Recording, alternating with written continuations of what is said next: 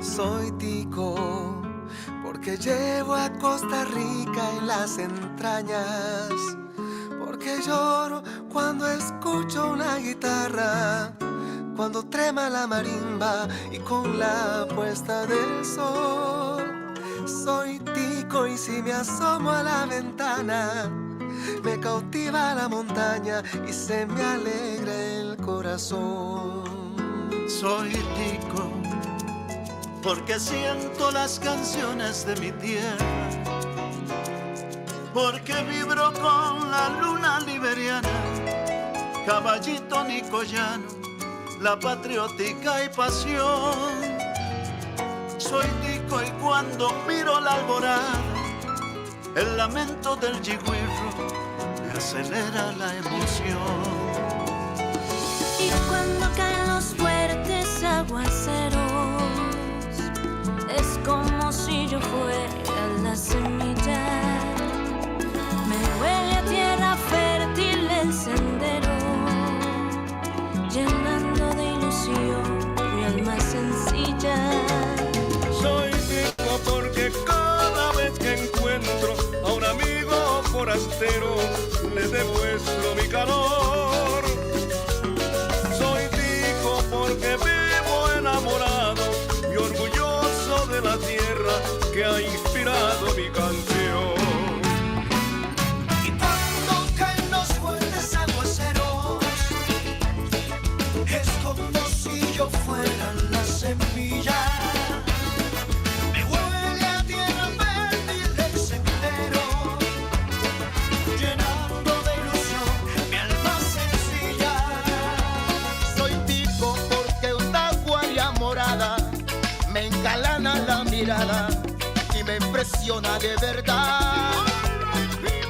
Soy tico y si eso no te dice nada, yo te mostraré mi patria, dame la oportunidad. Yes, man. Soy tico, pura naturaleza, playas, volcanes y mucha belleza. Tico, estoy bendecido, mi gente es amable, mi pueblo es querido. Tierra fértil que te inspira, aire puro es lo que se respira. Flora y fauna muy colorida, soy tico y por eso soy pura vida. ¡Opa! Soy tico porque amo la patria mía. De noche y de día parrandeamos con alegría el ritmo de una marimba y un buen wipipía. Ser tico es una bendición, se me infla el pecho de emoción de llevar el blanco, azul y rojo en mi corazón. Por eso soy tico, soy pura vida. ¡Que viva Costa Rica, mi patria querida! ¡Acabó! Soy tico porque cada vez que encuentro a un amigo forastero, le demuestro mi calor. Soy tico porque vivo enamorado y orgulloso de la tierra que ha inspirado mi canción. Cuando caen los fuertes aguaceros, es como si yo fuera la semilla. Me huele a tierra fértil el sendero, llenando de ilusión mi alma sencilla. Soy tico porque una guaya morada me encalana la mirada y me impresiona de verdad. Soy tico y si eso no te dice nada, yo te mostraré mi patria, dame la oportunidad. Soy tico y si eso no te dice nada, yo te mostraré mi patria.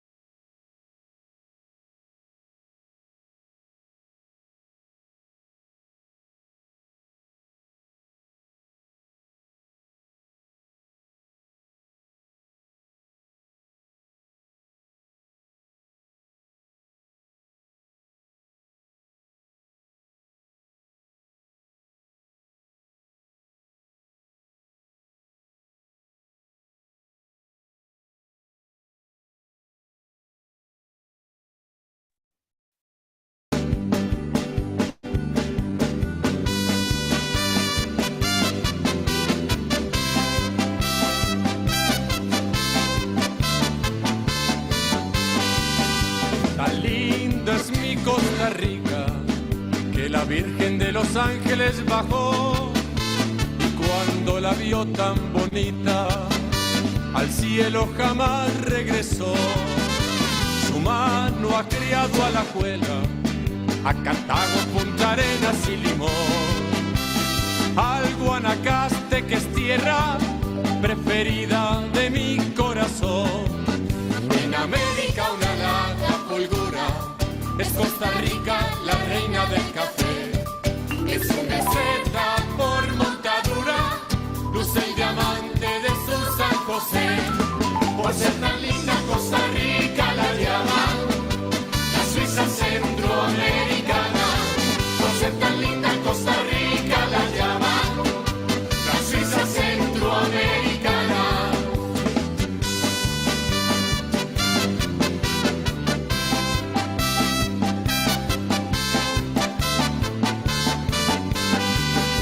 Emblema costarricense es la Guaria, que es un cielo vuelto flor. Lo mismo que Heredia convence que no hay otra patria mejor.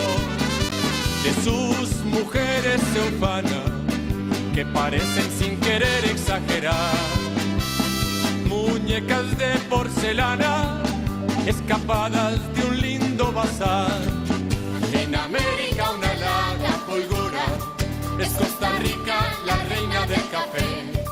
En su meseta por montadura, luce el diamante de su San José. Por ser tan linda Costa Rica la llaman la Suiza centroamericana. Por ser tan linda Costa Rica la llaman la Suiza centroamericana.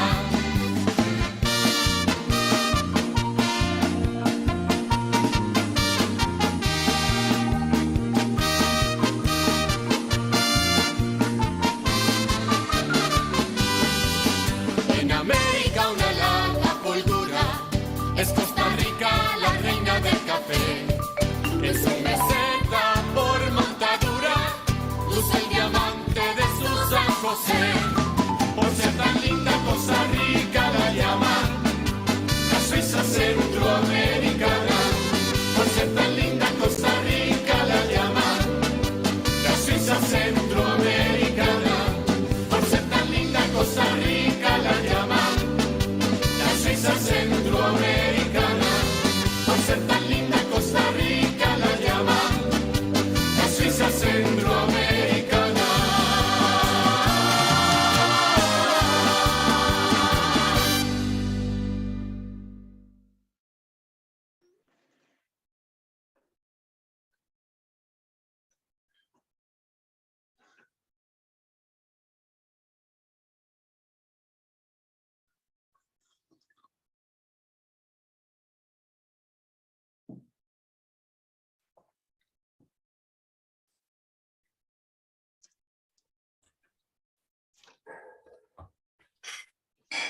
Good morning, ladies and gentlemen, and welcome to Costa Rica 2022 CEI pre-conference. I hope that everyone is as thrilled as I am.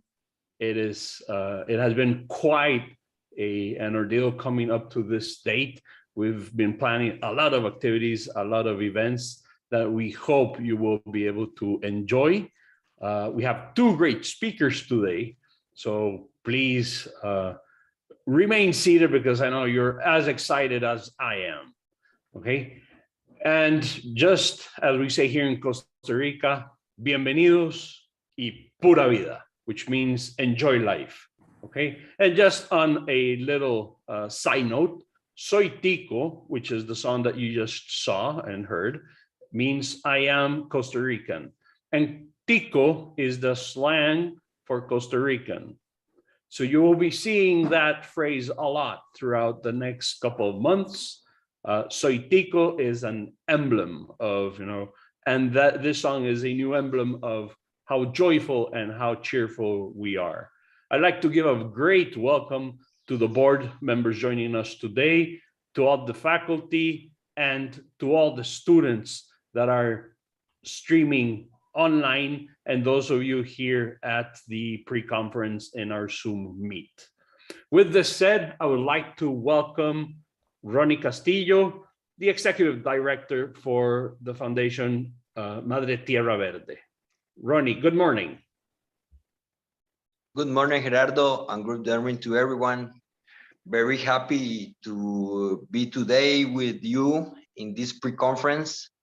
I don't know if you know the story, but in 1997 was my first caretakers conference. I was 15 years old, and that was my first time involved with the organization. I had the opportunity to visit the beautiful land of Ireland and had an excellent involvement in that time.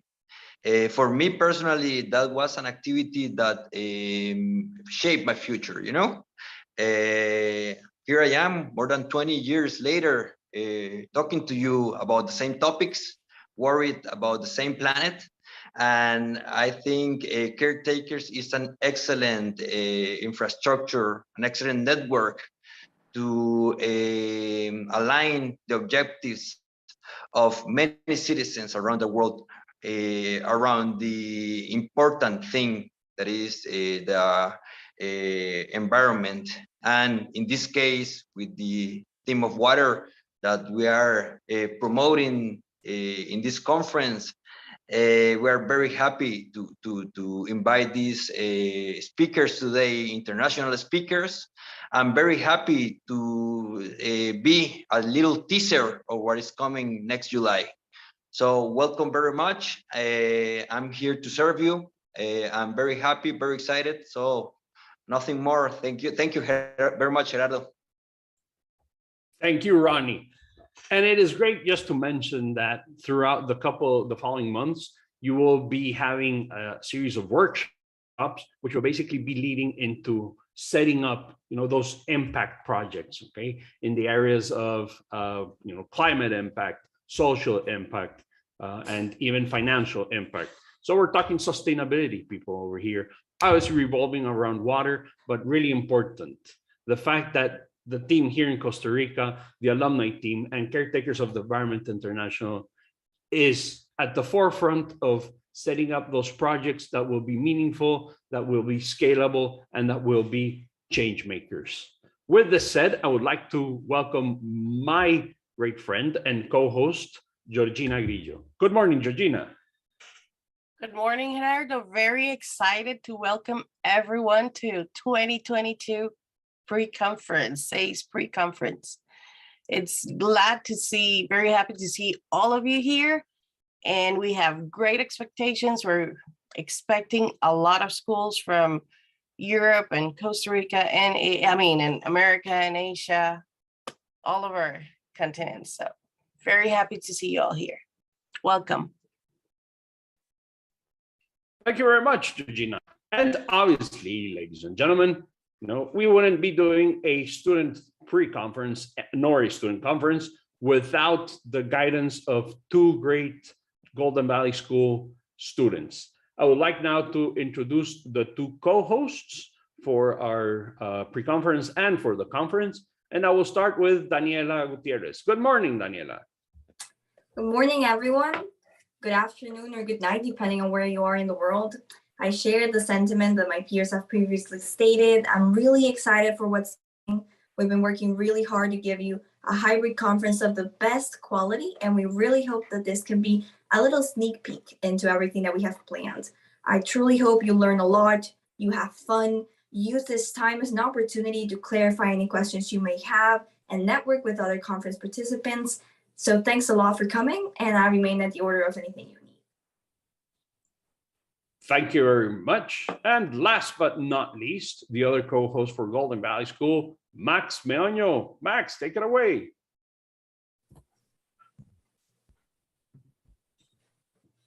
Hi, everyone. Well, just like Gerardo said, my name is Max, and I am also a student host for this year's conference.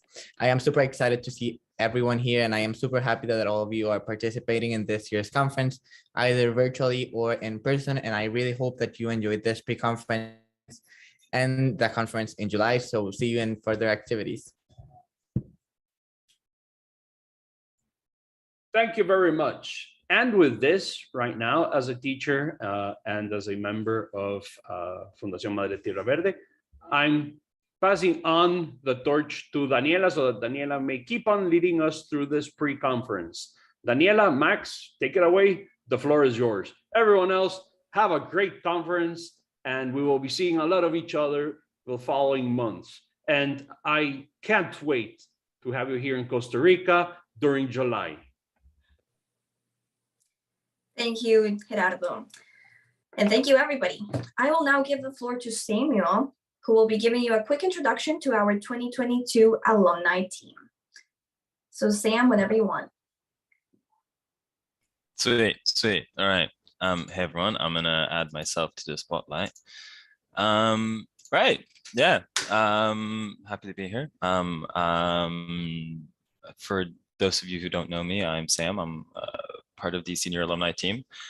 I am the junior alumni coordinator. So I'm kind of the mentor of the the junior alumni team. So my whole team's not here today, but I'll give like a general introduction to everyone. The junior alumni this year, some of them you'll meet later on, some of them you might have already met. We have Celine, we've got Santiago, Alberto, and Eliseo. I think Eliseo and Celine should be here today. And then obviously we have Bildana, who's on the senior alumni committee, helping us a lot with the teachers. And then Laura is here today, but she is live streaming this session. So she's you can see her name. It says alumni. She's in the background. And then we have Nadia, who's the social media responsible for that. For the alumni, we have Jana and Julian, who unfortunately can't be here today. And I think that is it from me. We're excited about this year and excited to speak to you a little bit later today. I think it's in an hour and a half or something like that for the alumni activity with the students.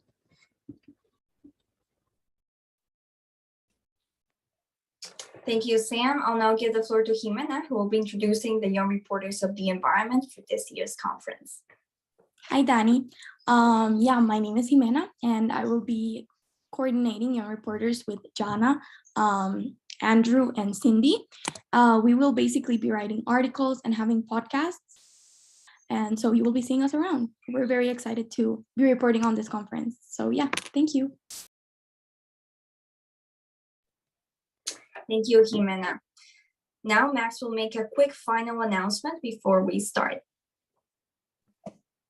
Hello again, everybody. So we'd like to remind you that this year we would be offering 3 different workshops in the month that would be leading us to the conference so that students would have a stronger building base for their projects. The first workshop that we're going to be having is about Project Structure 101, and it's going to be covering how to develop a pitch deck, an elevator pitch, and a lean canvas. So students will receive a direct coaching and resources during this workshop, and it will be recorded and sent out later to those that are unable to attend. This workshop is really, really important because the final product of what we develop in there has to be turned in by each student team during June. So make sure that you do your best to make it. Expect further details, and don't forget to follow our social media account to find more information. So I will be putting the social media account in the chat so that you don't forget to follow the account. Thank you, Max. With that, we're ready to start with the first part of our pre-conference. So now I'll quickly explain what you can expect in the next couple of hours.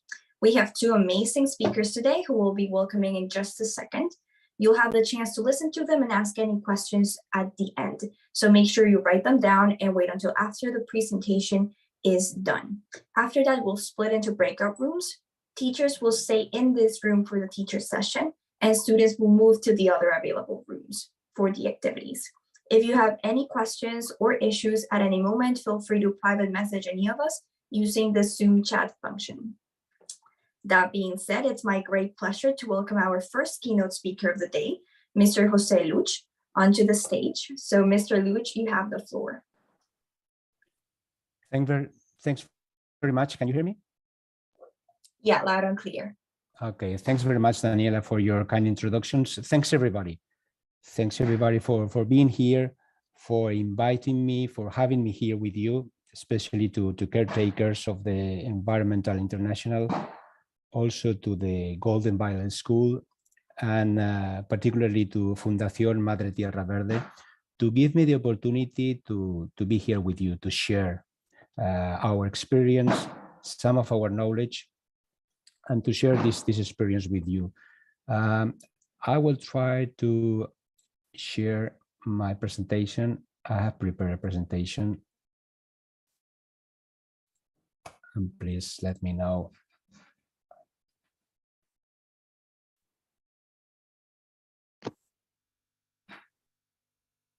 Perfect. Is that okay? So the title of the presentation is going to be the water in the circular economy. What has water to do with circular economy, and what does circular economy have to do with water in this amazing and in this world that we have to live in? And this is the content, the index of our presentation. We're going to go through how important, we're going to see how important is the water in our lives. Also the water from a perspective of the Sustainable Development Goals. We will see the water cycle with two different perspectives, the cycle of the nature and also a urban cycle of the water. We will also introduce, of course, some concepts, some preliminary concepts and principles of the circular economy. And the most important, which is the core of the presentation, how can we reach a circular economy from the water perspective? And we will see some final conclusions after this presentation. So if I say Resolution 64-292, 28th of July, 2018, I'm not being very explicit, very clear. So it's not easy to know what I'm talking about. But if I say that United Nations General Assembly explicitly recognized the human right to water and sanitation, that makes us think how important is water and sanitation in our world, for us, for our companies, for our cities, for ourselves.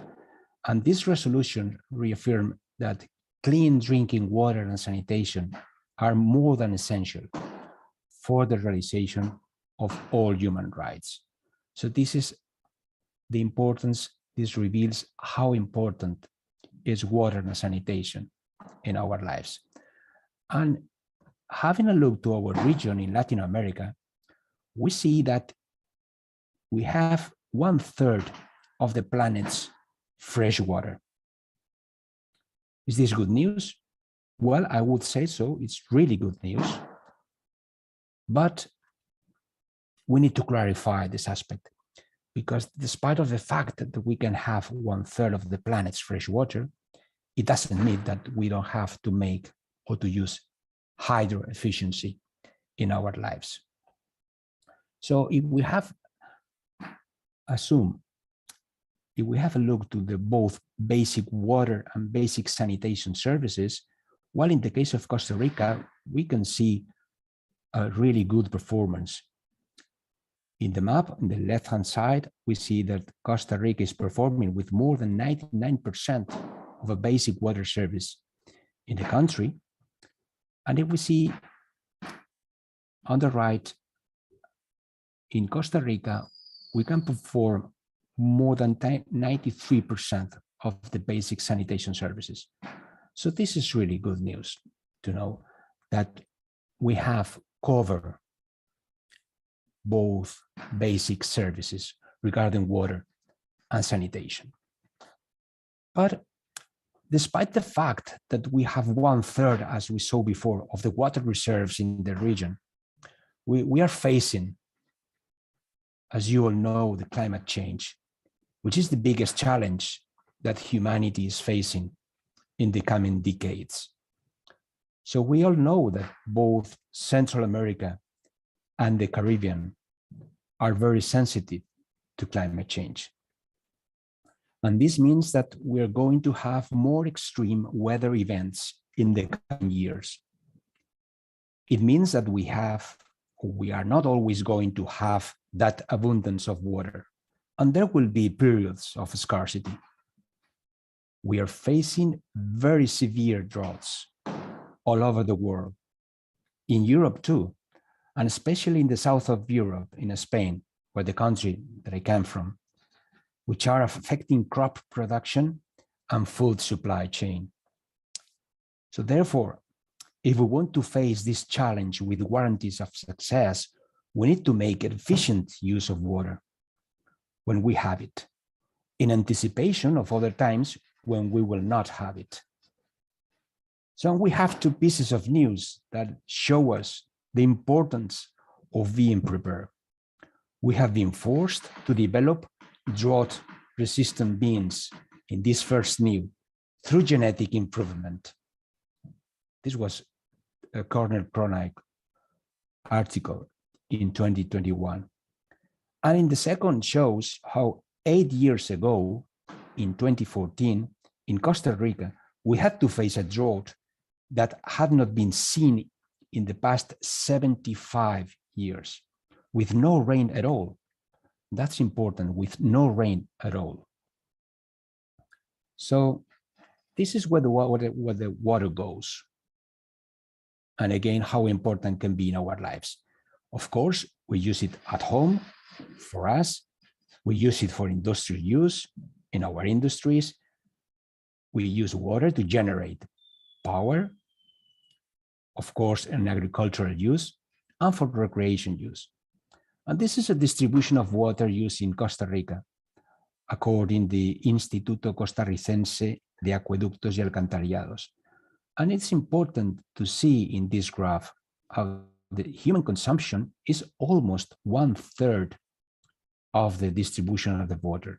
And this is giving us the possibility to reduce, having in mind the importance that the human consumption has, is giving you the power to change and to become more efficient.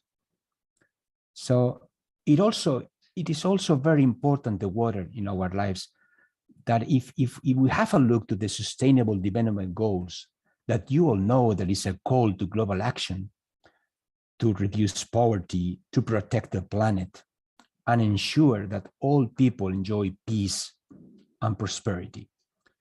These Sustainable Development Goals will be in force during the period 2015-2030. So it is still remaining 8 years. And water and sanitation is so important. There is one single goal fully dedicated to this purpose. Number 6, clean water and sanitation. And it's a call for everybody, including obviously ourselves, homes, schools, workplaces, to have an equitable access for all, eliminating inequalities, and also requires safe and affordable drinking water with an adequate sanitation. Is this so relevant in a worldwide scale? Well, have a look. There is 2.2 billion people around the world with still lack of drinking water. 2.2 billion. That's tremendous. The effort and the margin that we have to improve to reach this sustainable development goal.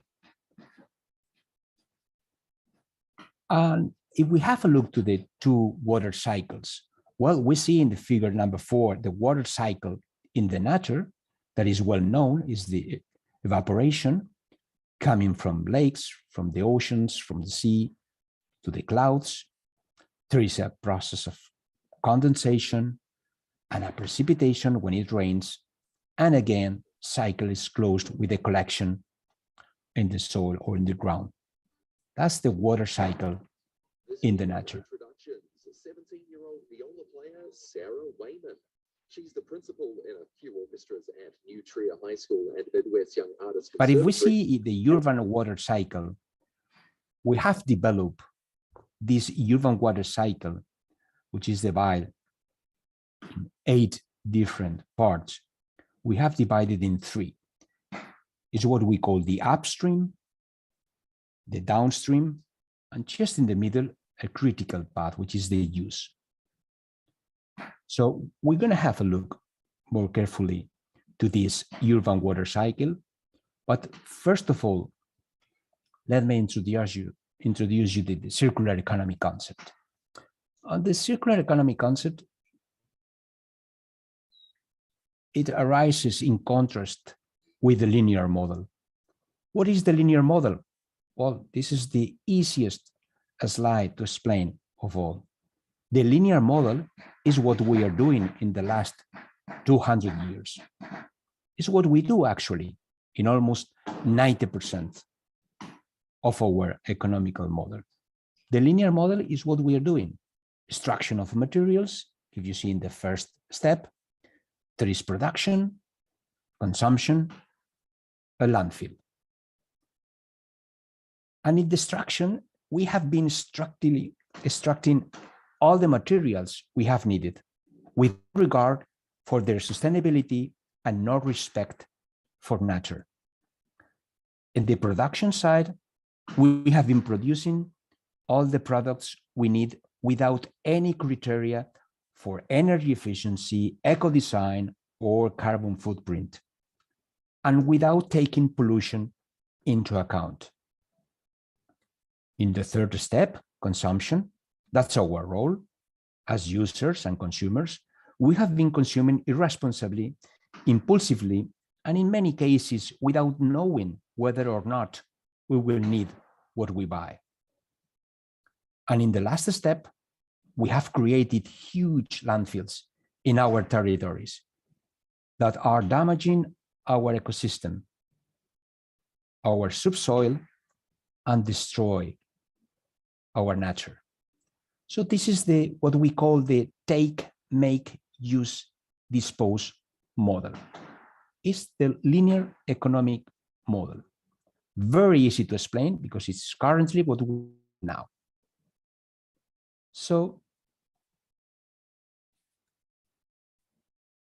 getting a little bit deeper into the concept of circular economy, we see that there are 3 principles that we will see in more detail in the coming slides. The principle 1 is the conservation of nature and ensuring sustainability of resources. The principle 2 is extending the life cycle of products and services. And the principle 3 is eliminate all negative externalities. And if we see in the figure 7, we see the circular economy model that is trying to use less to minimize waste. That's in the consumption use. We need to maximize recycling in the recycling and reuse side. And we need also to extend the producer responsibility in the manufacturing side.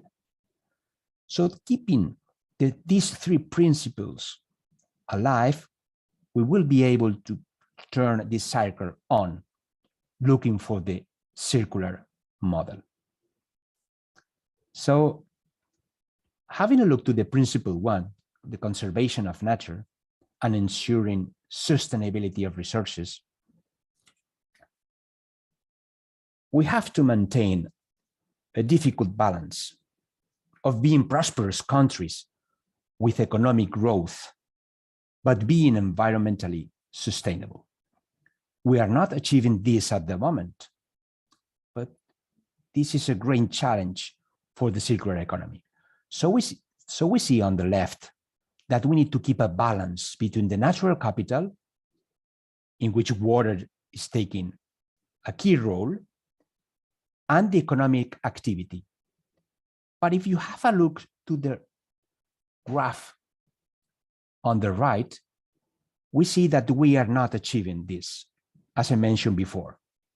If we see on the horizontal axis, we see the Human Development Index, and we see in the vertical axis, the ecological footprint. So the more development that we have in our countries, the more ecological footprint. And this is not what where we should focus our efforts on. So we see that many countries, especially in Europe and even in North America, we are having a high development index, but with an important ecological deficit. So we need to be down this line to become sustainable. So as you can see, this is not the right path. But it is worth noting that Costa Rica, for example, is setting an example to the world on how to grow economically and protect at the same time its biodiversity.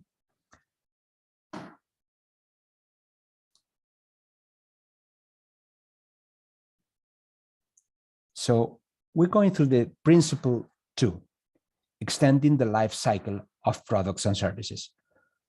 As many of you know, this is the butterfly diagram that has been proposed by the Ellen MacArthur Foundation. So we see on the right wing of the butterfly, in the blue color, the technical materials. So we see from the user perspective that we're looking to maintain in the first cycle, second, to reuse and redistribute, third, to refurbish and remanufacture, and finally to recycle. So if we have a look to this blue diagram regarding technical materials, we are extending the life cycle of products and services. But also if we look on the left wing, the green wing of the butterfly, we see that for biological materials, we are keeping the same philosophy.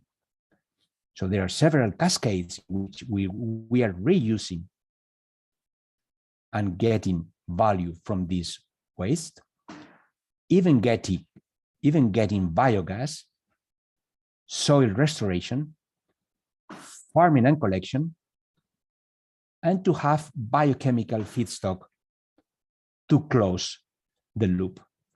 So in both cases, we're trying to minimize the landfill, materials that go to landfill, and even getting some energy, recovering energy for them. So this is the extending the life cycle of the products and services. If we have a look to the principle 3, eliminate all negative externalities. This means that we need to reach sustainable urbanization in our territories. We need to reduce noise pollution as much as possible. And of course, we need to minimize greenhouse gas emissions all over the world. So these are the 3 main principles considered in the circular economy model. But if we have a look to the urban water cycle, as you remember, we have divided in the upstream, in the downstream, and in the use. And if we have a look to the upstream, in the water abstraction, well, it's part of the principle 1 to reduce as much as possible the extraction of raw materials. In this case, the raw material is water. So we need to reach a sustainable exploitation. What does it mean? It means to minimize abstraction. We need to respect the natural capital, and water is a key element in the natural capital. And we need to secure at the same time the water resource. And we will see that the use, which is in the middle of the upstream and in the downstream, the use is critical. The less we use, the less we would require, the less we will need from or to abstract from nature. And these are the basic measurements or the way that we will have to implement circular economy for water. If we have a look to the next 3 steps, the treatment, the storage, and distribution, main goal is to minimize the CO2 footprint. How can we reach that point? Well, we will have to use extensively using renewables, promoting energy efficiency, and reducing leakages. That's critical. And let me tell you an statistics that in Costa Rica, for example, and it is not an exception, but almost 50% of the water does not reach the consumer. What does it mean? That if we want to reach the consumer, we need to abstract double amount of water, because 50% is going to be lost. We need to treat double amount of water. We need to storage double amount of water. We need to distribute double amount of water. This is very, very extremely inefficient and very extensive from the energy point of view. So reducing leakages is becoming really circular. That's in the upstream side of the cycle. If we have a look to the downstream side of the cycle, we see the wastewater collection, wastewater treatment in industrial plants, and water that is being released into the environment in good conditions. But have a look, 80% of global wastewater, 80% is released to the environment without an adequate treatment, according to the United Nations World Water Report. This is a huge amount of water. So what would we require from a circular economy perspective? We need to minimize waste. We need to foster the sludge recovery, just to get biogas and to get energy from this biogas. And we need to foster as well recycling of this waste. So this is important to know in the upstream and in the downstream. And what about from the user perspective? What can we do? What can I do? What can you do at work, at home, in our schools? Well, we need to promote a responsible consumption. We need to control the consumption with measurement kits. And we need to install also hydro efficiency devices. And let me give you some brief tips about how can we reach this responsible consumption. This is some of the tips that surely many of them you have done, but we have to promote them and we have to have a look. We need to use in our toilets facilities with dual flush tanks just to reduce water consumption. We need to use showers instead of bathing. We need to use water percolators in our taps. When cooking, we need to wash our fruit in a bowl of water instead of leaving the tap with running water. We need also to turn off the tap when not in use. How many times do we brush our teeth with our taps turning on? We need to put in our appliances fully loaded every time we use them. And we need to reuse always gray water. Gray water is water that is not drinking water for a human use, but is water for many other uses. So these are basic tips that we could use in this specific point. So again, the less water we use, the less water we would need to abstract. And obviously, the less water we would need to treat downstream. So this is a key point for us as users to reduce water. And in our cities, just to finalize, in our cities, we have many, many waterproof areas. This is not a good idea many times because this is causing overflowing of sewers, tanks, and treatment plants. water is not filtering in the same point that is falling down, as we see before. So when we have overflow of sewers, tanks, and treatment plants, we have floods all over the world. I'm sure you remember the floods that we had last year in Germany, in Europe. So what is happening? The current problem that we have in our cities is that we have impermeable areas. So this is producing very high runoff because we have low vegetation cover. It's insufficient network of drains and sewers. And there's a lot of dirt accumulated due to lack of maintenance. So the consequence is that we have a serious disruption of the natural water cycle.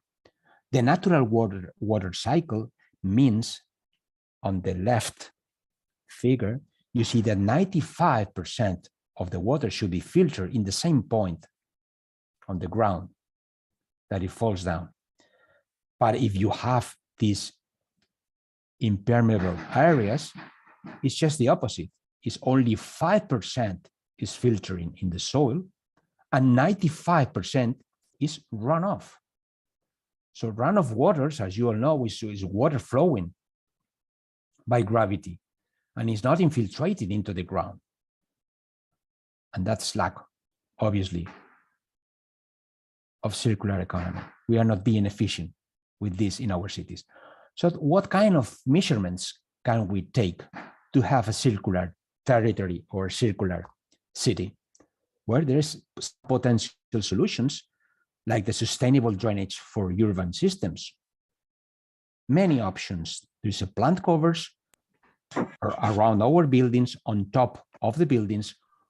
We can use always permeable pavements. We can use also rain gardens, and we can use also filter strips. And as a final conclusions, we need to be circular, of course, but the ways to reach this circularity is to search for efficiency in all the processes, in all the steps of the cycles. We need to control the consumption all over the cycle. We need to promote, as users, the reuse of the water. And we need to recover the waste. Finally, that's the quick conclusions that we need to be circular. And thank you very much. This is our perspective. This is the presentation that I would like to share with you. Thanks again to caretakers, to Fundación Madre Tierra Verde and the Golden Valley School for this opportunity, and to tell you how important is becoming the circular economy, and not only in terms of economic model, but also from a water perspective. Thanks very much. Thank you, Mr. Lluch. That was amazing. Right now we have a 10-15 minute window to ask any questions you may have. So please add them in the chat now.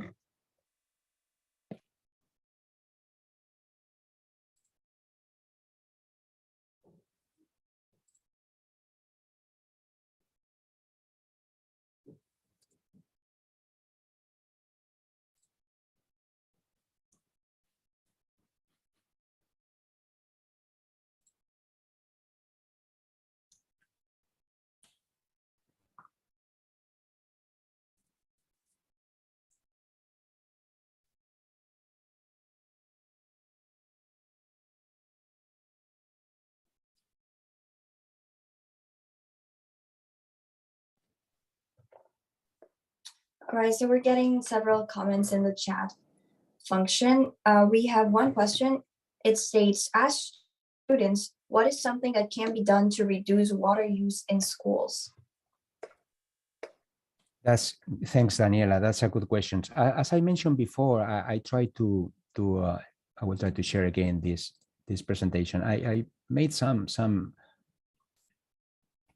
I made this specific slide here just to give you some tips that from our perspective as end users in our schools that we could use every time we use water in the schools, when we're using taps, when you're using the toilet,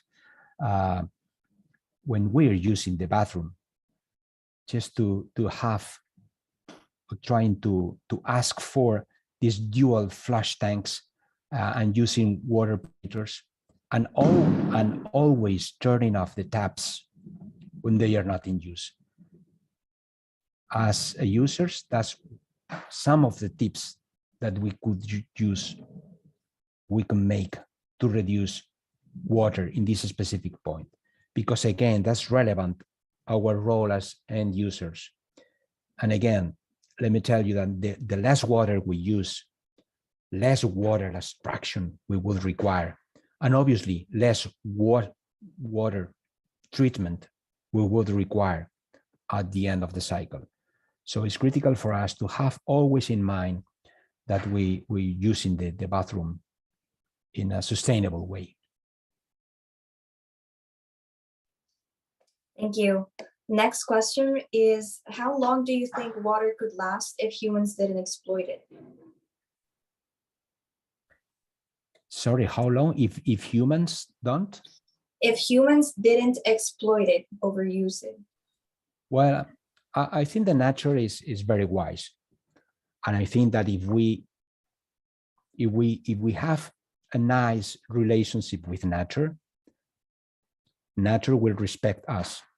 But if we don't respect nature, we should not expect that nature will respect us in response.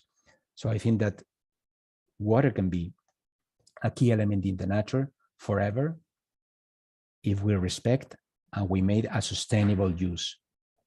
Because as I told you before, we should expect the natural cycle of the water always. The evaporation, the condensation, rain, and again, closing the loop. So in every exploitation that we have, we make sure that we are not making a non-sustainable exploitation of that dwell, of that river. I think that nature will respect us and we will enjoy water for a very long time. But we need to make sure that we make a sustainable exploitation.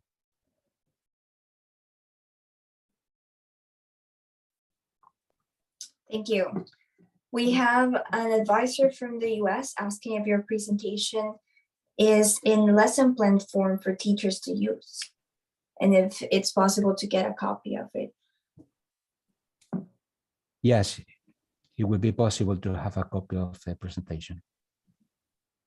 All right, so maybe you can get in contact, Wayne, maybe you can get in contact with him through private messaging here in the Zoom chat function. And then we have a next one, a question. Could you share your opinion on effects of permaculture done in the cities on saving water? Would you repeat the question, please? Yeah. For sure. The student is asking if you could share your opinion on effects of permaculture done in the cities on saving water. I think it's positive. Permaculture is one of the, if I understood properly the question, permaculture is one of the preliminary concepts of the circular economy. So circular economy has been an evolution in the concept. The last step in the evolution of the concept was the foundation of Ellen MacArthur, which is the modern concept of the circular economy, like we see the model today. And permaculture it was known at the beginning as a preliminary way to consider sustainability and to consider circular policies and circular measurements. So I think it's positive to have this permaculture, to share these resources between communities. So I think it's positive to have these permaculture policies around our cities. So I think that it will be positive, and it will not be the only solution, but it will contribute for the circular economic world. Thank you. We have a couple more minutes for questions. So if anybody else has any more questions, you can add them in the chat now. In the meantime, I will let you know that this presentation and the next one as well are all going to be available online. So if you want to take a look at them after this session, you'll be able to. I'll give a couple more seconds in case there's another question indeed. The question states, in regard to the ability of cities to reuse water efficiently, what can be done by us, students, I'm guessing, to increase the amount of water reused or to convince our city councils to look into improving our process? Yes, I think one of the main points, that's a good question. Thanks, Daniela. I think one of the main points should be trying to convince authorities of reusing greywater. That is to say, this water that is not for drinking use, for human use, but is water that it could be used, for example, for toilets. So it doesn't make sense that we are using drinking water for the toilet, for example. So other things is that if we, from a building perspective, we need to build some deposits to catch the the water coming from rain. And this is something that could be extremely useful to water for the irrigation of plants and gardens, especially in those cities or in those regions in the world that we don't have a tropical weather and we don't have rain. I'm just thinking, for example, in many places in Africa or even in Europe.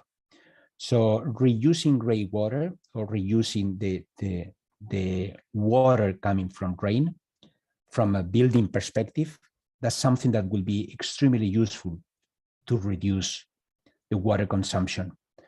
So I think that, other thing that apart from reusing this gray water, it will be to use these rainy gardens just to reduce the runoff waters.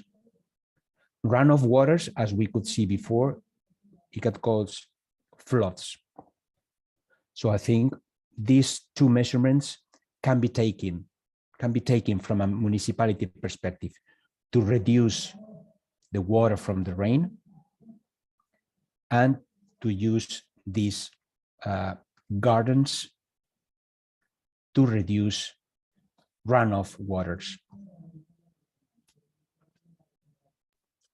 Thank you. The next question says, how can we better prepare and adapt to the fact that water is also a disaster element? That water is also a disaster element. Yes. Well, we need to prepare our economic model and we need to prepare our facilities. We need to prepare our cities for this extreme weather events. So one of the things that in many cases with these extreme weather events are telling us is that we are not in the right path. We are not preparing our cities. We are not preparing our regions. We are not preparing our territories as we had to do. And we have seen in many cases these floods that I was telling just in the middle, in the center of Europe a few months ago. So we need to become circular as soon as possible, just to prevent that these events can cause damages to people, not only to people, but also to goods, but basically people that is suffering these conditions. So we need to prepare our territories and we need to reduce as much as possible the runoff waters because they can cause huge and relevant damages for people, obviously, first of all, and also for our economies. Thank you. The next question right now, and this might be one of the last ones, is what can be done with polluted water? Yes, is in order to not let it be? yes, that's very relevant and important questions. We need to invest. Governments, countries need to invest in treatment plants, and this means that you've seen the figure of the 80% of the water on a global scale. 80% of the water is not treated carefully to put that water in the environment. So we need to reduce as much as possible this amount. So governments need to invest more in treatment plants. That's the first, because investing in these plants, we are investing in our environment. And second, we need to get energy from sludges. I think that there are a lot of plants, treatment plants, that are getting biogas from sludges. They are profitable. They are viable from the technical and from the economic point of view. And we need to promote this technology. So I would say that investing in treatment plants, first of all, reducing, making training, education for people, reducing as much as possible the use of water, reducing. Once we have reached that point, we need to invest in treatment plants to recover value and to recover energy from sludges. That would be the second step. All right, it's now 8 a.m. So thank you so much for your time, Mr. Lluch. We're very glad that you could make it and really honored to have you here. We will now take a... Thank you all, Daniela. Thank you, everybody. We will now have a 5-minute break to get up, move, stretch a little bit, and be back to continue with our next speaker. So thank you a lot and see you in 5 minutes. Greetings to all from Chicago Caretakers, USA. Ronnie, great to see you. Great to see you, my friend. Many, many years ago. So, yeah. Coppola.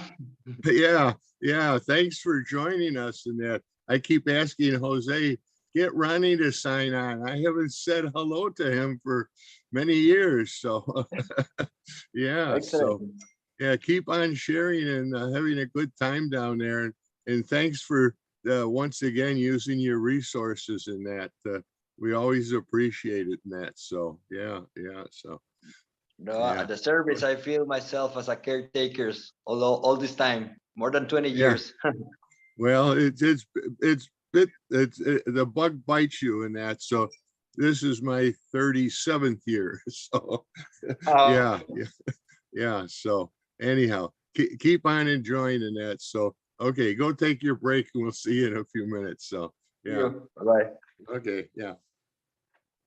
Yeah, Jane, Healy, thanks for joining us this morning. So I hope you get have some fun today connecting with everybody.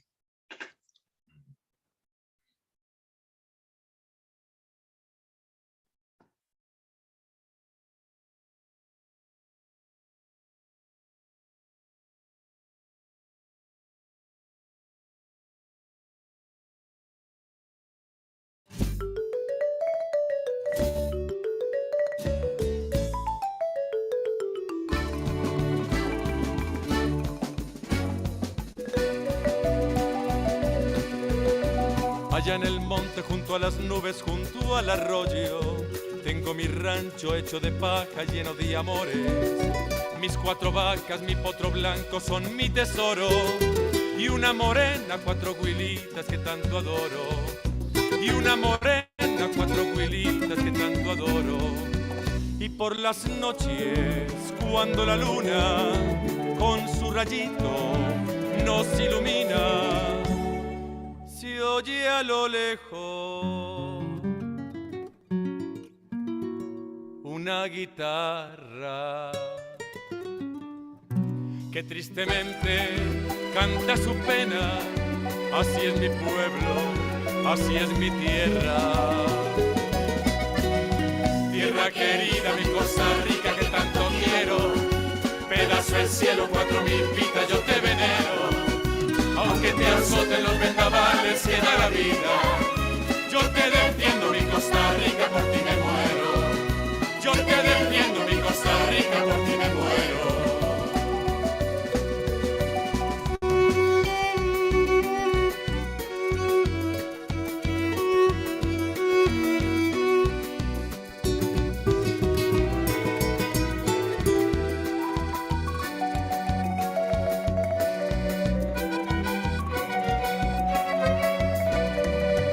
Allá en el monte, junto a las nubes, junto al arroyo, tengo mi rancho hecho de paja, lleno de amores. Mis 4 vacas, mi potro blanco son mi tesoro. Y una morena, 4 huilitas que tanto adoro. Y una morena, 4 huilitas que tanto adoro. Y por las noches, cuando la luna con su rayito nos ilumina, se oye a lo lejos una guitarra que tristemente canta su pena. Así es mi pueblo, así es mi tierra. Tierra querida, mi Costa Rica que tanto quiero. Pedazo del cielo, 4000 pitas, yo te venero. Aunque te azoten los vendavales que da la vida, yo te defiendo mi Costa Rica, por ti me muero. Yo te defiendo mi Costa Rica, por ti me muero. Tierra querida, mi Costa Rica que tanto quiero. Pedazo del cielo, 4000 pitas, yo te venero. Aunque te azoten los vendavales que da la vida, yo te defiendo mi Costa Rica, por ti me muero. Yo te defiendo mi Costa Rica, por ti me muero. Yo te defiendo mi Costa Rica, por ti me muero.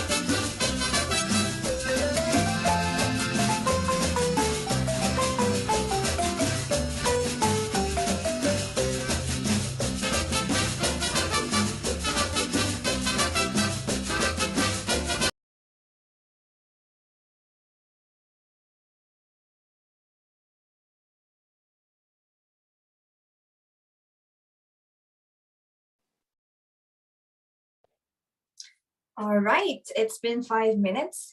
So if everybody can get back onto the call, turn your cameras back on, and we'll be getting started soon.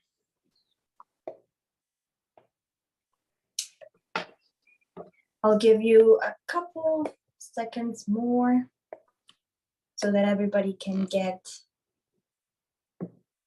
heading back now.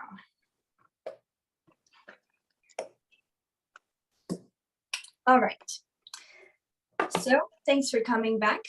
And right now it's my great pleasure to welcome our second keynote speaker of the day, Mr. Esteban de la Ossa. So Mr. de la Ossa, you have the floor as of now. Oh, thank you very much, Daniela, for facilitating this space today. I want to thank Don Jose Lluch for excellent presentation. Definitely found a lot of very relevant information. So thank you, Mr. Lluch. And of course, being here in the 36th Caretaker of the Environment International Conference is an honor for the Alliance. And I want to thank Golden Valley School and the Fundación Madre Tierra Verde as well. Ronnie, thank you for having me here. And I was kind of just glancing through some of the audience members, and they're from all over the world. So that's very inspiring to be here today to talk a little bit about the Alliance. So I'm gonna share a small presentation with all of you. And then again, I think there's some questions afterwards, which, you know, I'll be glad to take and answer as best as I can. I'm gonna go ahead and share my screen with you all. And so we can get started. Give me 1 second here. We're gonna, should be right here. Here we go.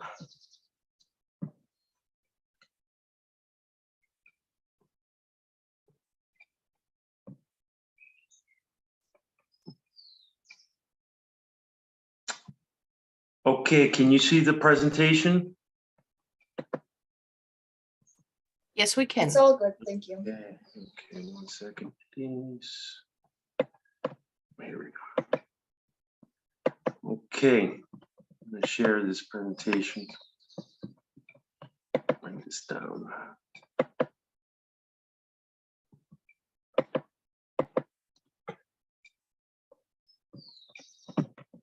For some reason, share screen. Here we go. Let me try this. Might be in the wrong piece. Excuse me.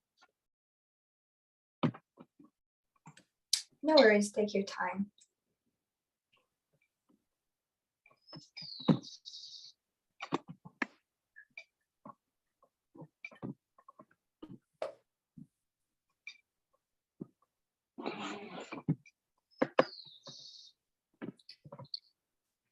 If you need to, a member of our team can share their screen for you as well. So just let us know. Okay, you know what? For some reason, I'm not being able to access the presentation fully here or share it directly. So I'm gonna, if you don't mind, I'll just pass you the link.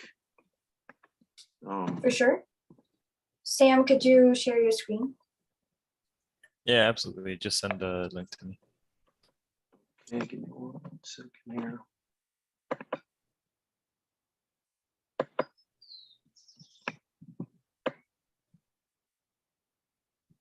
Ronnie, you can send it to me and I'll forward it to Sam.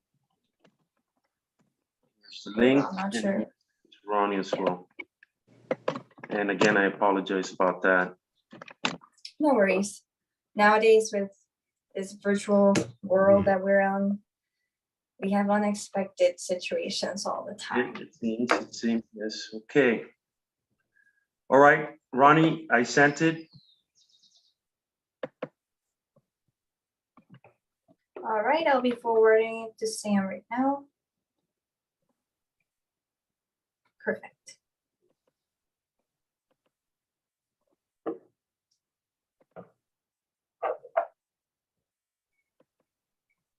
And I'm gonna stop sharing here. Okay.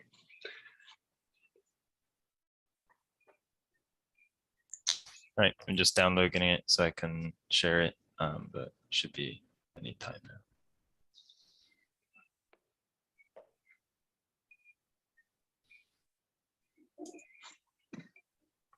Mr. de la Ossa, I love hearing the birds. Are those inside or outside?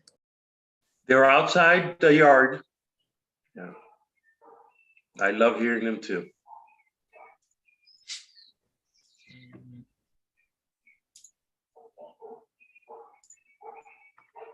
Thank you, Right. Sam. Same. Right.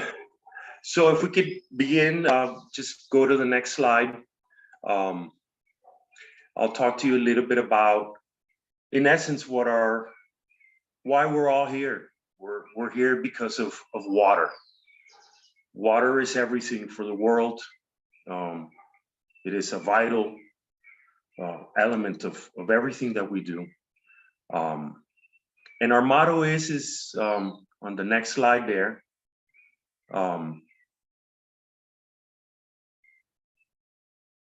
That our rivers reach the sea healthy. It's a simple motto, but it's profound. The challenges of water.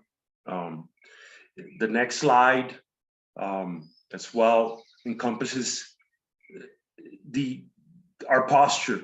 There's a sense of urgency, and you heard Mr. Lluch talk about so many of the challenges that we're facing in the world on every level, as individuals, as communities, as governments.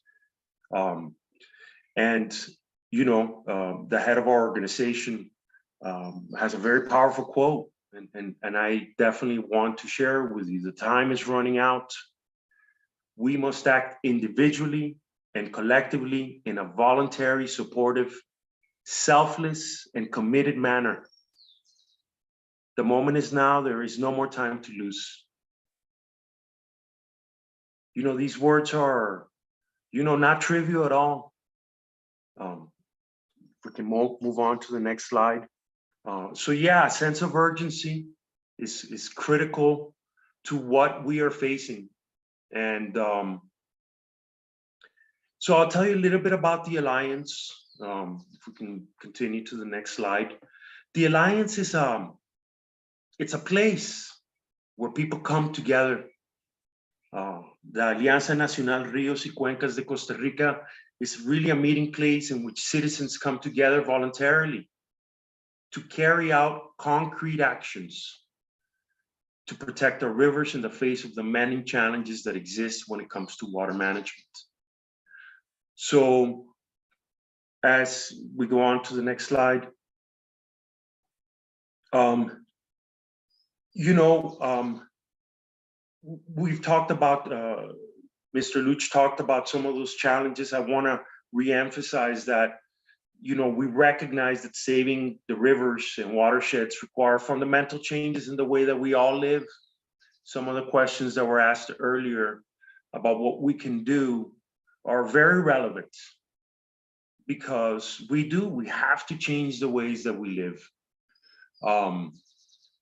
So we have rapid growth population everywhere. We have increased means of production and consumption habits. You know, it's us that consume. You know, we consume more today than we ever have before, at a heavy expense of a degraded, deteriorated habitat. There's depletion of natural resources. And by the way, I don't want to sound grim, but these are all things that are going on. You know, and of course, the rampant pollution of water and air confirm the urgency that we need a change. We can go on. Now, you know, we all know that cooperation is critical. And we at the Alianza do have a lot of friends and partners in the community on many levels, locally and nationally. And if you'll see some of these, you know, they're very important part of our work, you know. And if we can go on to the next slide as well. And so that coordination is relevant to face those threats that we have been talking about, right? Deforestation everywhere, contamination of our water, and water dams are things that have been clearly demonstrated to be damaging to the environment. If we can go on. And, you know, there's things that we can do. There's a lot of things that we can do as citizens, as individual citizens who act together, right? We can reforest. We can innovate. Of course, conservation was something that was talked about a lot. And then there's cleanup. These are all things that we can do with our own hands, with our own feet, with our own resources here and now. And I'm going to talk about those more in depth. That's in terms of what we are doing here in Costa Rica. If we can go on.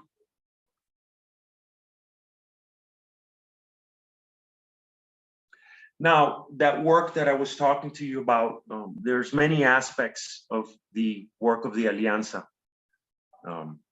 And I'm going to specifically talk to you about our community observatories.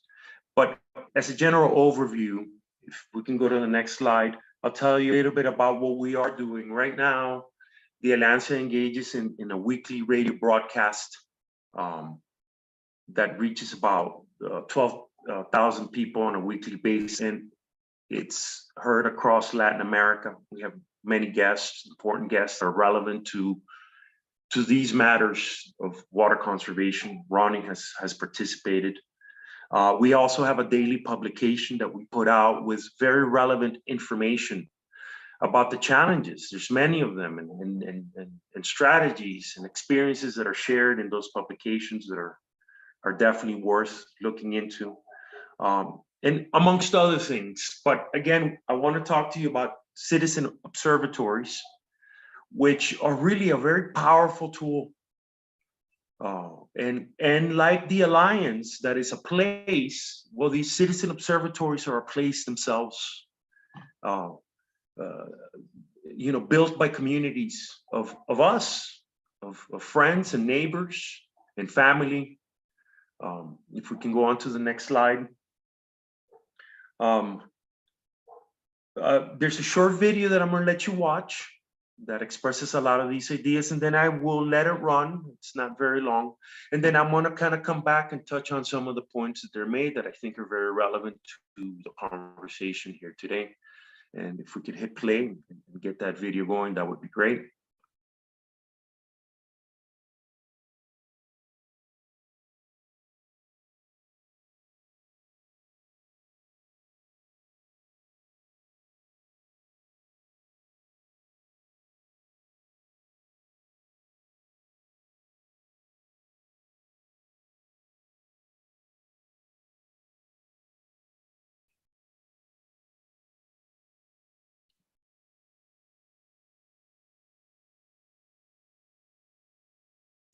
Sorry, I just need to share my sound as well. 1 second. Oh. And the Citizen Water Observatories encompass the following 7 actions. First, the invigoration of the National Ecological Blue Flag Program Micro Watersheds category. This program focuses on the improvement of the health conditions of micro basins located along streams, rivers, and lakes, aimed at promoting awareness to avoid and mitigate pollution of these water bodies through the establishment and empowerment of local water communities. Second, the Mud Spheres Festivals. This program teaches Costa Rican communities bioremediation tools to reverse the pollution in their water bodies. It involves the participation of school students to build environmental awareness among community members. Third, the regeneration of degraded ecosystems. This program is aimed at the restoration of degraded gallery forests and other ecosystems located across the watersheds. It provides a number of long-term reforestation tools and techniques to the local communities. Fourth, water quality participatory monitoring. It involves the creation of a participatory community monitoring model through water techniques tools supplied to the local communities in order to assess their water bodies. Fifth, cartography. This program involves the cartographic analysis of the water bodies under the Citizen Water Observatories management. This tool provides a better understanding of the communities, watersheds, and surrounding land use on the ground. Sixth, oversight and safeguard measures of national water bodies buffer zones.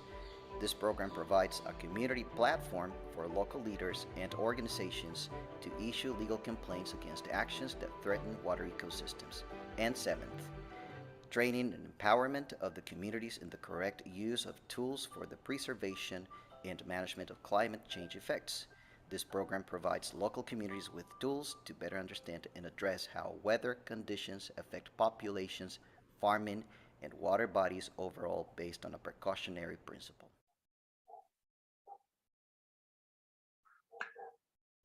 Okay, that was that little video. If we and thank you for that. If we can continue along here, I want to kind of come back to some of these things. It's hard to convey in a Zoom meeting across many digital lines the urgency really that we all have or should have, and the challenges that exist. But these particular observatories, these citizen water observatories that we have here in Costa Rica, and by the way, they all operate under the auspices of our alliance, have a few things that are very important. Number one, we recognize the right of all human beings to have access to clean drinking water. That water is a common good, and water should never be commoditized. It's not a product. We believe that, citizen water observatories are an expression of citizen participation in defense of water.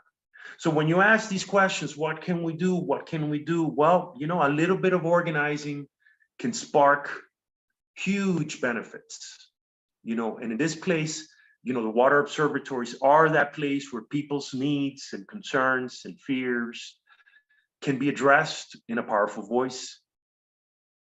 Like the Alliance, like I said earlier, these observatories are that meeting place. And they do engage in very concrete actions to face the challenges that each community faces. They're all different. And they also promote a sense of ownership in their rivers and streams. We're so detached in our modern worlds, in our urban environments, in some ways, even in the rural environments, we're very detached. And so it's hard to sometimes have that sense of ownership. Well, these observatories allow for that, for a much more present and relevant relationship with the environment that we're living in when we're participating together. The next slide, please.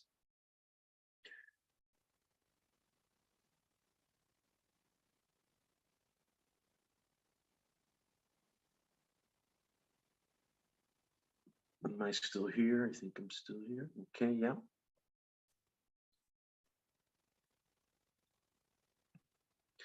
I think it's the next slide.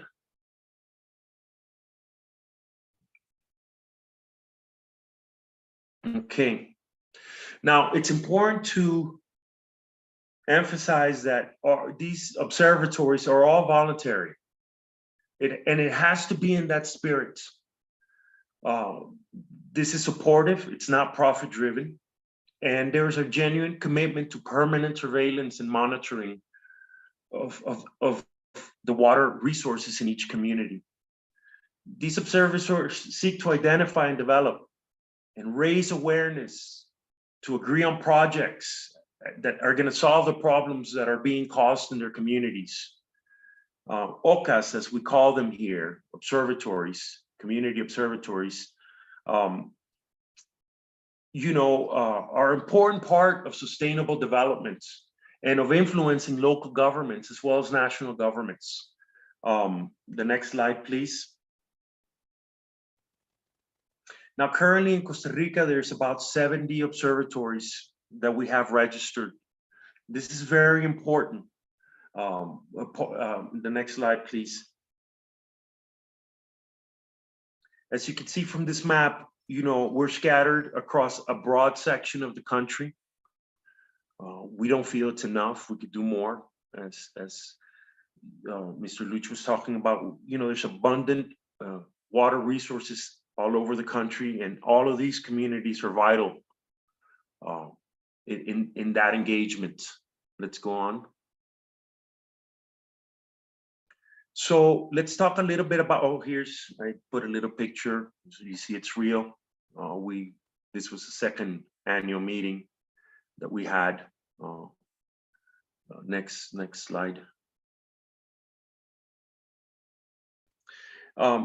Some of the programs that the observatories or actions is the Blue Ecological Flag Program. It's a national program that is there once again to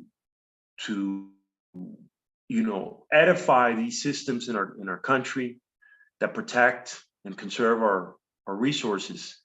And this ecological flag program is one that we participate in.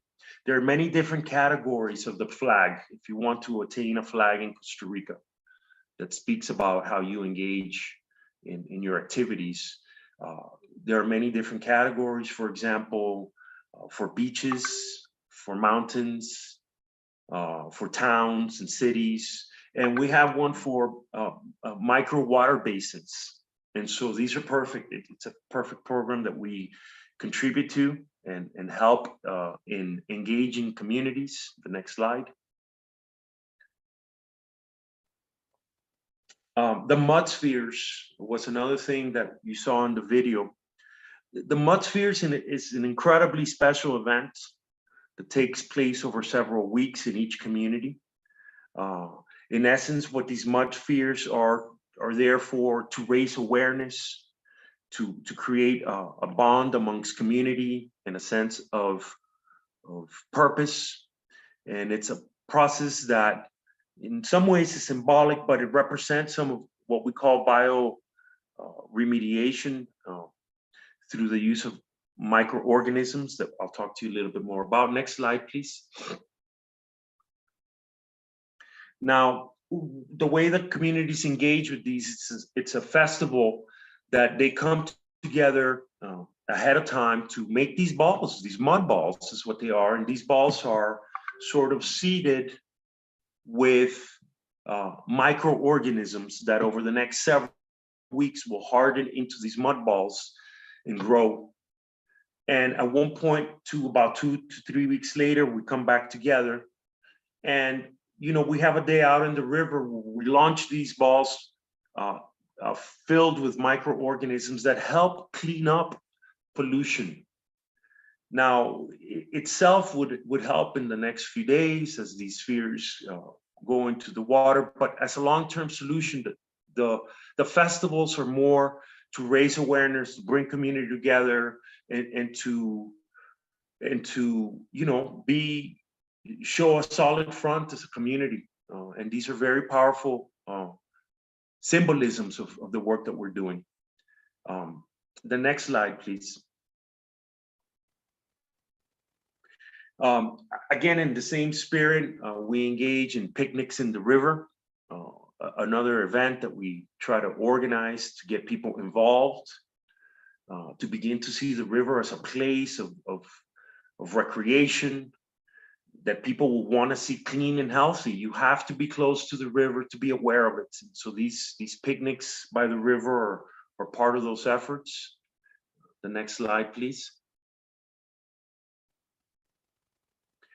Now, another fascinating aspect of the work that we do is what we call water quality assessment and testing. And there are many ways to do this. For example, obviously there's tests that you do, chemical tests, but another test that we do is what we call microinvertebrates. And these are tiny animals that live in the river. We don't really see them, they're very small, but there's so many of them. It's a whole community, a small universe of these creatures. And depending on the creatures that are living in each river, you're able to tell, we're able to assess the quality of the water in that river. Some animals thrive in healthy environments while others don't. And so in comparing other methods of testing, this is a great way for the community to get involved. It's you will see that there's ways to collect that water, to gather as many of those insects, and communities are taught to measure. And again, this is a very effective and economic approach to understanding the environment. Next slide, please.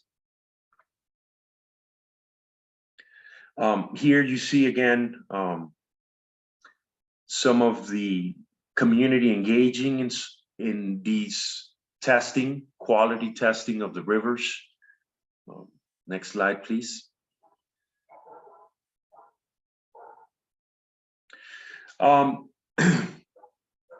Another initiative, we call it a vigilant eye, of these observatories is to really access and take steps to use technical and scientific and legal means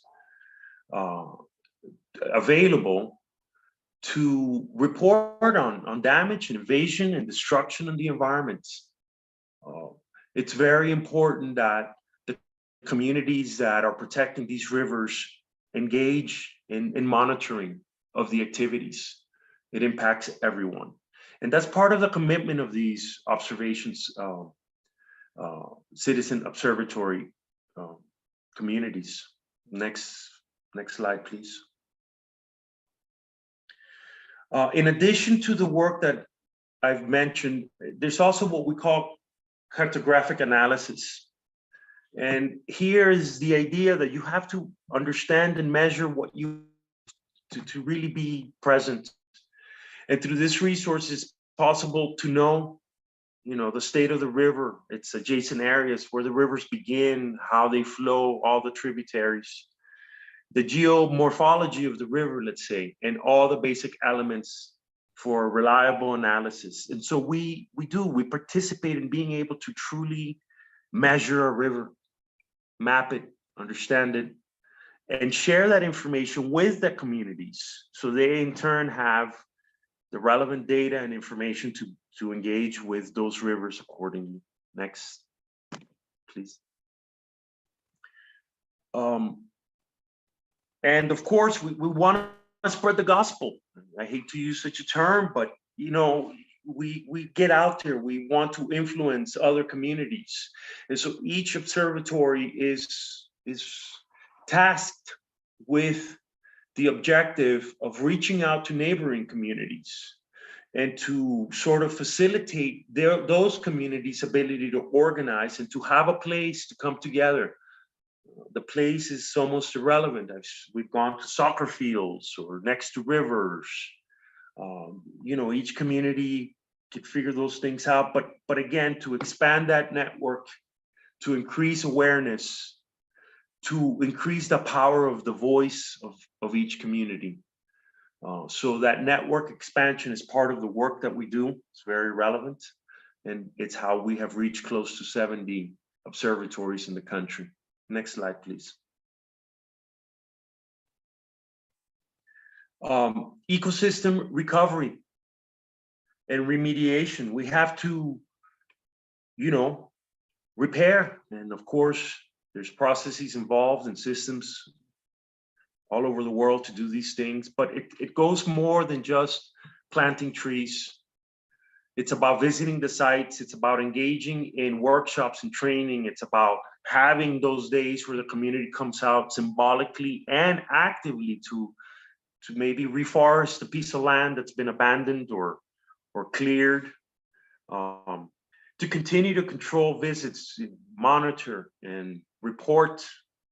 All of this is part of, and we don't need heavy funding or outside participation. We need community engagement, and that really isn't that difficult when you set a spark in your community.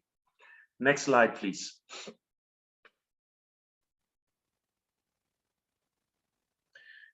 I'm sorry, this particular slide was not translated. I was working a little bit late on this, but there is a program that we also engage in, which I think is very important, and that is the monitoring of species of birds in the area. These creatures are magnificent, and oftentimes they're a bit of a thermometer for what's happening in our environment. The presence of certain animals or the lack thereof tell us a lot about what's going on. And so this is another important part of the work that each of these observatories engages in. Next slide, please. I want to reemphasize the idea and the motto of rivers reaching the sea healthy. If you think about where these rivers are born, their nascent origins, and all the journey that they have to take to get to the ocean. And along the way, everything that they have to cross. So it's a simple model, but it's a heavy lift. It's a lot of work that needs to be done. And I think citizens are a critical part of that. They are in the trenches of the work that is being done and are the ones that truly influence policy over the long term, especially at a local level in the municipalities that usually are part of where we live. I want to thank again caretakers, Golden Valley and Fundación Madre Verde for having me here. Mr. Jose Lluch for a great presentation, and for all of you being here today. Really, it's up to us and the ones who resonate on this topic. And then the last thing that I want to talk to you all about, and I'll have some more information coming, which we can make available to you all, is the fact that in addition to this work, the Alianza is now in the process of putting together a course, an academic course that studies the hydrology of Costa Rica, and will explore all of the dimensions that we've discussed between local governments and agencies and communities, the interaction of corporations, and how that impacts the hydrology of this nation. And that course is something that we're very proud of. We put a lot of work into it, and that's coming in as well. So once again, I appreciate, that's the presentation that I have for you. If you have any questions, I'm open to that. I'm in essence, I'm just a member, a voluntary member of this alliance as well. I'm not a subject matter expert, but I think enthusiasm counts for a lot. And that's why I'm here. Thank you for having me. Thanks a lot, Mr. De La Ossa. That was an amazing presentation. We're already getting some comments and questions in the chat, so I'll be reading them. I think the first one is a comment. Thank you for a fascinating look at how citizen scientists can be change makers working to improve the world. You have so much to be proud of. That comes from Jane Healy from the USA. Thank you. Then we also have a second comment. And if you have any questions, please start adding them in the chat now. It states the first blue flag for a clean water location in the world was first awarded and was presented jointly by Harry Walsh, chair of the first CEI conference chair, and also in his position as Minister of Parks and the Environment, The Hague, Netherlands, for a beach where we held our first CEI conference. It was fun to have been there as it was raised for the first time and to see it being used in Costa Rica. It's pretty amazing. Thank you for your comment, Wayne. So right now we have several minutes available for questions. So we're going to give you a couple minutes to write them down in case you haven't already. And we'll be designating that time for questions. So please start writing them in the chat so we can get to it.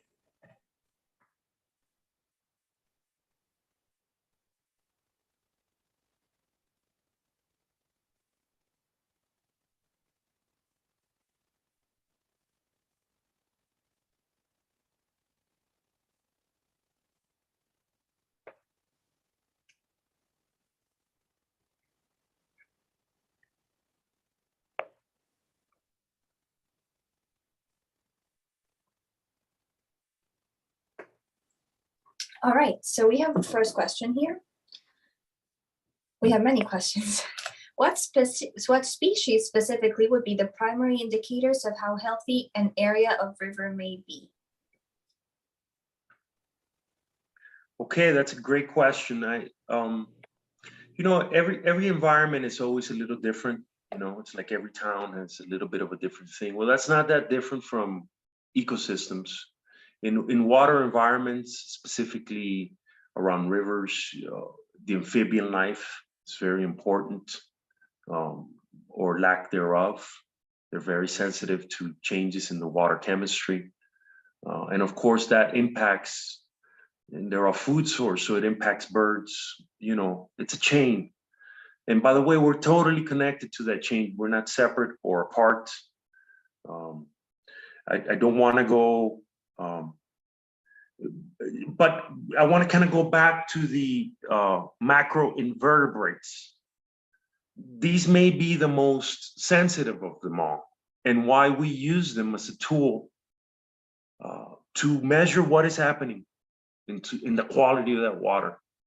And we can tell very specifically, scientists have figured this out. You know, if these macroinvertebrates exist, that means the quality is good or bad, depending on what you're finding in that river. But again, I don't want to sound, this is not my specialty, but each one of these observatories usually has a specialist that's attached or is brought in to help train and understand what might be relevant to that community, what may be the indicator species, let's say, that we must be looking out for. Birds are, again, we just try to, in this particular initiative, what we try to do is simply record what we're seeing. It's uploaded into an international database of what's being found and documented. Again, all of the national universities here in Costa Rica, UNA, UCR, UNED, and UTN are all involved in these monitorings. So I hope I answered your question. Amphibians is one of the things, but more importantly for us is the macroinvertebrates that we use to measure those things in a micro environment. Thank you. Next question states, to recruit people in communities to adopt their mini ecosystem, did you reach out via social media, flyers, schools, wondering how you get participation? Yes, all of those. You know, again, there are no rules in that regard. We're making this up as we go along. Engagement, concrete actions, the festivals are one of those ways to raise awareness. Who doesn't want to be a part of a little party, right? You see people having fun, we're gathering, we're going to do things. Hey, I'm going over to the river to throw mud balls into the river. I want to go too, can we come? So really it's a lot of it is word of mouth amongst friends and families. But that word of mouth, we all know today is amplified by the things that we post on social media. Us as an organization, the Alianza has a radio program that we engage in on a weekly basis. So we do what we can with what we have, and you can too. You know, you do what you can with what you have, and you do it now. And so social media, word of mouth, it doesn't take much to spark a community to get engaged. And so I encourage you to use all those means and to engage. Awesome, thank you. The next question says, let me just find right here. How are students or scouts participated in your total program? It says that CEI USA is the founding member of the Chicago Wilderness Alliance that is similar to your alliance. Can you repeat the initial question, please? Yeah, he's asking how students or scouts are included in your program. Well, they also participate. They have these observatories that we've been speaking about are primarily driven by student voices and participation. You know, through the communities and the schools in those communities, part of our outreach is to engage at a young level. And by the way, we see it in many places in the world where the awareness of these topics are influencing younger generations to act and behave differently. So these efforts are not in vain. You know, it's not in vain. Your efforts in reaching out and engaging with these schools in your community are our only way forward.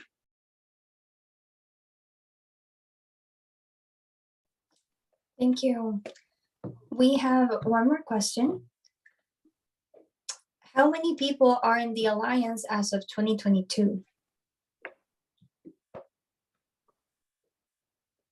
I would like to say millions and millions. You mean within our own organization, there's about 25 fully engaged and voluntarily engaged individuals that help coordinate these things that we have been speaking about. But beyond our own efforts in the Alliance, we have over 40 institutions throughout the nation, some of which I highlighted early in the presentation. And their voices we leverage as well. And their efforts are important. But you have to be there, you have to be present, you have to be known. It's the saying, the baby that doesn't suckle doesn't drink, or the baby that doesn't cry doesn't suckle. I think I got that one wrong. And so our voice is important. So yeah, we participate with many organizations in the country, about 40 of them officially. All right, thank you very much. That was the last question, and it is now almost 8:50. So we'll be closing up. Thank you so much for your time. We're really glad that you could make it, and your presentation was amazing, really informative. So thank you a lot. Thank you for having me. And right now, with this, we will be concluding the first